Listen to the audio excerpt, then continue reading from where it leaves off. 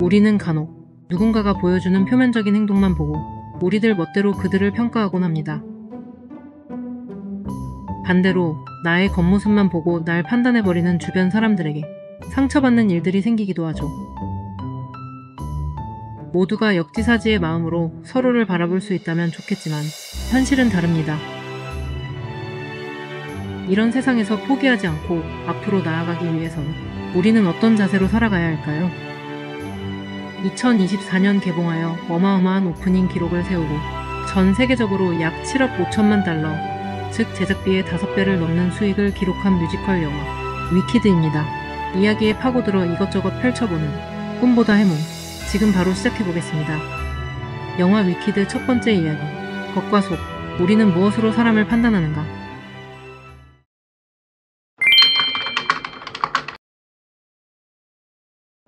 영화 위키드는 러닝타임 내내 계속해서 똑같은 질문을 우리에게 묻고 있습니다. 우리는 무엇을 바탕으로 사람을 판단하는가?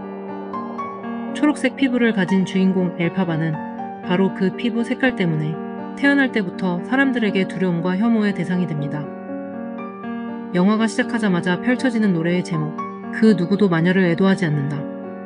마녀로 낙인 찍힌 엘파바의 죽음은 애도하는 사람 하나 없이 외롭죠. 오히려 그녀가 죽었다는 소식에 마치 축제와도 같은 분위기가 펼쳐졌습니다.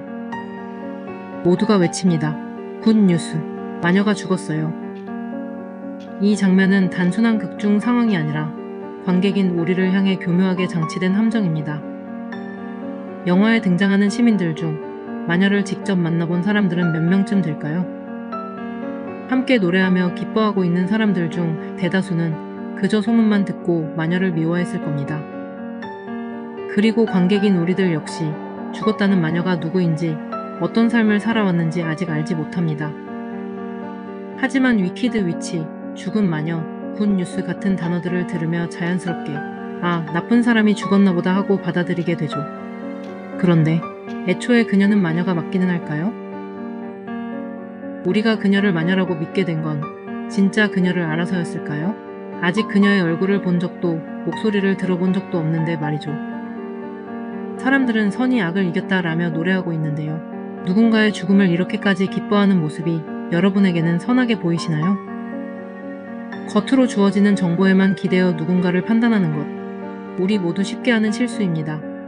영화가 이제 막 시작했을 땐 표면적으로 보이는 것 이상으로 주인공을 이해할 수 없으니까요.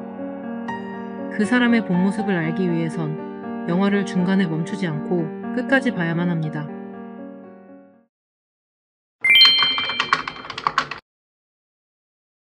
이 영화를 보다 폭넓게 이해하기 위해선 선과 악의 관계에 대해 집중할 필요가 있습니다.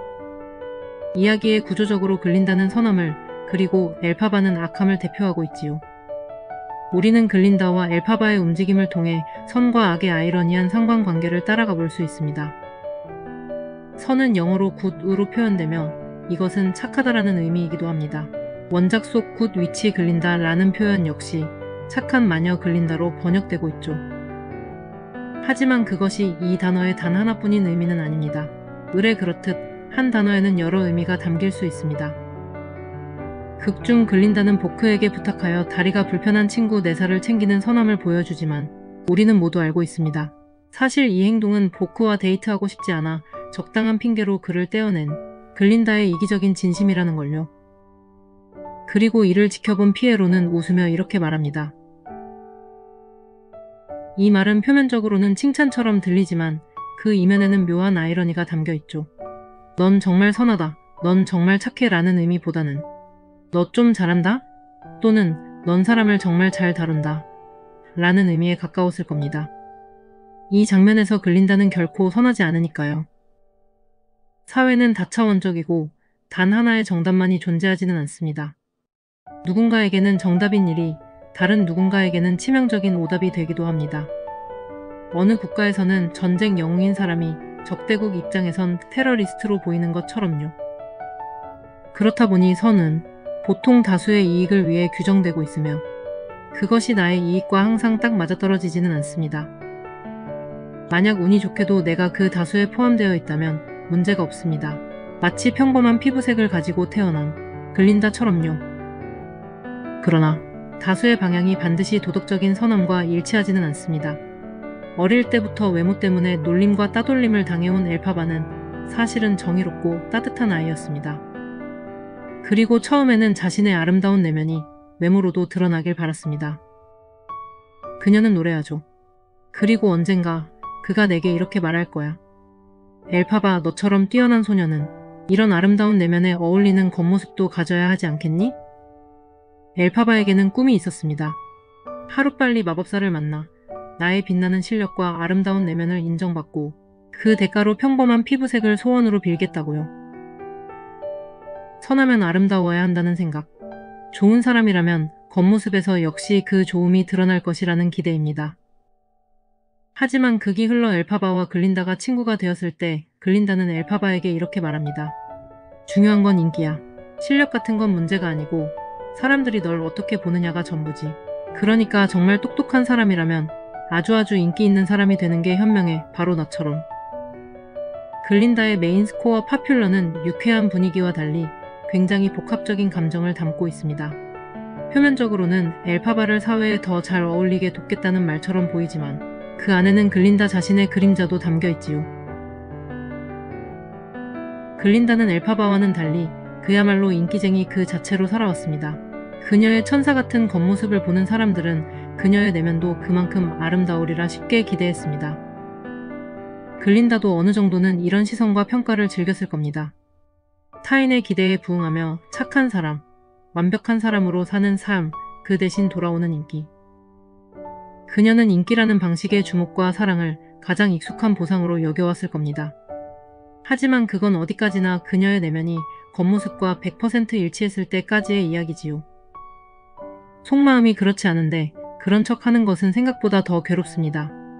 그리고 앞서 말했듯 우리 사회는 언제나 누구에게나 도덕적으로 공평하게 완벽할 수 없습니다. 그런 다차원적인 사회에선 처음에는 진실되게 선했던 사람들조차도 길을 잃어버리기 쉽습니다. 글린다는 아마도 어느 순간부터 그녀 내면의 마음은 그렇지 않은데 을에 착하다고 여겨지는 행동, 즉 다수의 사람들이 원하는 행동을 해야만 하는 경우가 많았을 겁니다. 선한 사람이라는 이미지를 지키기 위해 진짜 감정과 생각들을 억누르고 살아야 했던 거죠. 글린다의 생각이 그러거나 말거나 그녀의 천사 같은 외형을 보는 사람들은 그녀의 내면도 틀림없이 그들이 기대하는 방식으로 선할 것이라 기대했습니다. 반면 엘파바의 초록색 외형을 보고는 그녀의 내면이 끔찍하게 악할 것이라 생각했죠. 글린다 역시 이런 흐름에 어느 정도 합세하기도 했습니다. 초반부 엘파바와 계속해서 대립하며 그녀를 배척하는 태도에서 엿볼 수 있죠. 누가 보아도 글린다와 엘파바는 서로 반대였습니다. 하지만 그들은 사실 정확히 똑같은 프레임에 갇혀 있습니다. 진짜 내면이 어떻든 각자의 겉모습만 보고 생겨난 편견에 갇혀 벗어날 수 없는 구조이지요. 이 프레임 속 엘파바는 본인의 내면이 선하다는 사실이 아름다운 겉모습으로도 드러나길 바랐습니다. 이건 단순한 외모 콤플렉스가 아니라 세상의 인정을 받기 위한 마지막 기대였죠. 하지만 글린다는 말하고 있습니다. 세상의 시선은 우리의 겉모습만을 보고 판단할 뿐 그 이상의 모습을 들여다보지 않습니다. 각자가 가진 진짜 내면에 대해서는 사실 관심이 없지요. 하지만 더욱 잔인한 사실은 그렇다고 해도 외형이 바뀌지 않으면 그 내면을 보여줄 기회조차 없다는 겁니다. 파퓰러는 친구들 사이의 단순한 메이크오버송이 아니라 겉모습 중심적 세계에서 글린다가 겪은 그녀만의 생존 방식이 드러나는 장면이기도 합니다. 글린다는 새로운 친구 엘파바에게 이 사회에서 살아남기 위해 자신이 체득한 방식을 전해주려 하죠. 일단 아름다워져라. 파퓰러해져라. 좋게만도 안 좋게만도 볼 수 없는 우리 사회의 쓴 단면에서 생겨난 피해자들의 적응법을 유쾌하게 풀어낸 장면입니다. 우리는 얼마나 자주 이런 방식으로 누군가를 바꾸려 했을까요? 혹은 내가 바뀌어야만 남들에게 사랑받을 거라 믿으며 나 자신을 숨겨오지는 않았을까요? 하지만 겉모습이 아무리 변해도 세상이 나의 진심을 들여다봐주지 않는다면 우리는 어떠한 삶의 태도로 임해야 할까요?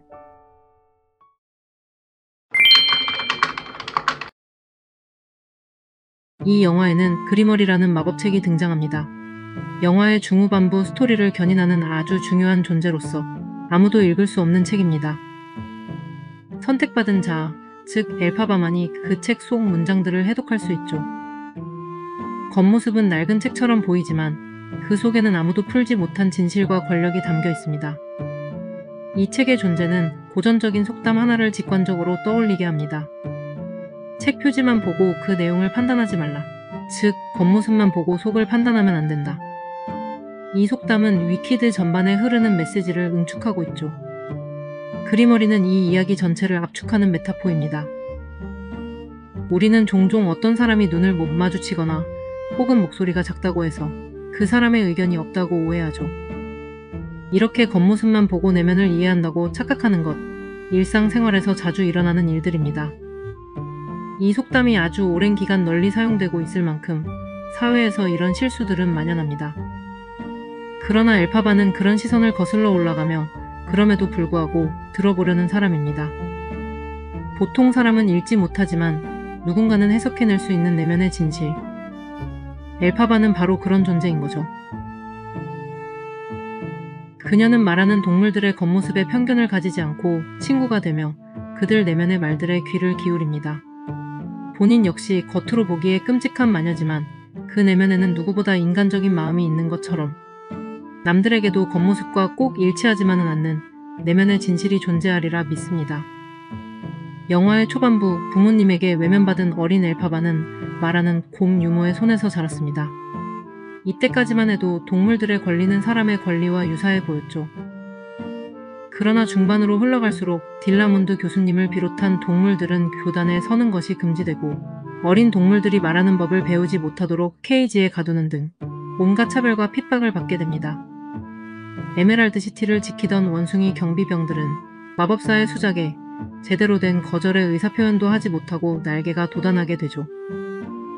하늘을 나는 날개를 가지는 것, 남들이 겉으로 보기에는 좋아 보여도 속으론 어떨지 모릅니다.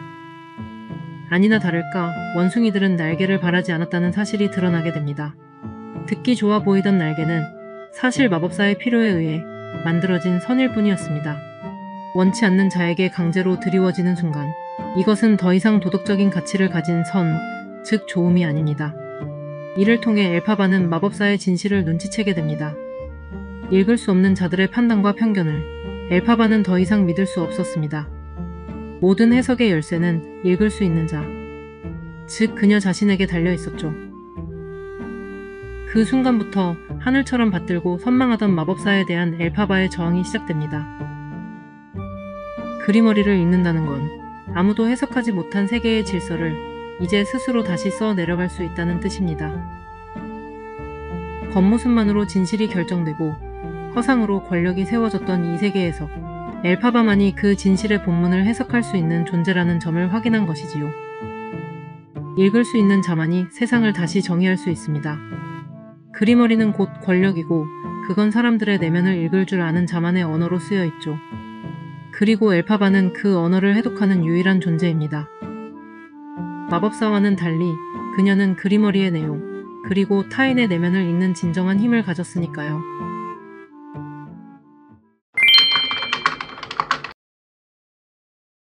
영화의 오프닝에서 글린다는 엘파바의 죽음에 대해 사람들에게 이렇게 공표합니다. 타임 드래곤 시각에 따르면 녹아내림은 13번째 시간에 발생했습니다. 네, 서쪽의 사악한 마녀는 죽었습니다. 여기에서 글린다가 재미있는 표현을 사용했는데요. 그건 바로 멜팅, 즉 녹아버림이라는 단어입니다.